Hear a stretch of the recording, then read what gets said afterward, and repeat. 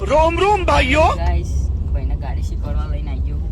જોઈ લેજો બાઈક વાળા જોજી ભાઈ જોયો લે ના કે એવું કરો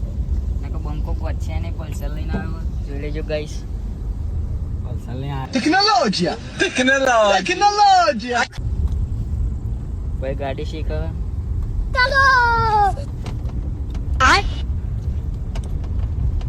અમે બે બંકા હોય તો અકન મોજે જ હોય હું કેવું બંકા કમ્પ્લીટ ગોળા ના કે ના કેવું પડે ને